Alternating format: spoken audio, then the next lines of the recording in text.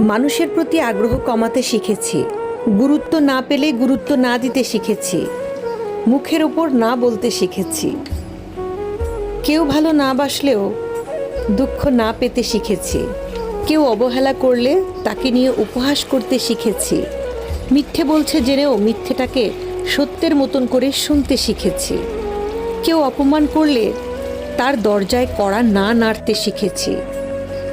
নিজের ভালো থাকার জন্য রোজ এত কিছু শিখেছি।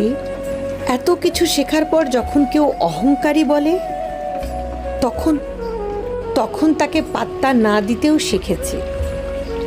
দিনকালের সাথে সাথে নিজেকে আপডেট করতে হয়, নিজের মুড চেঞ্জ করতে হয়, নিজেকেও ভালোবাসতে শিখতে হয়, নিজের দায়িত্ব নিজেকেই নিতে হয়। কারণ দিন শেষে নিজেকে একাই স্বাবলম্বী হতে হয়। কে কি ভাবলো, কে কি বলল, এর চেয়ে বড় কথা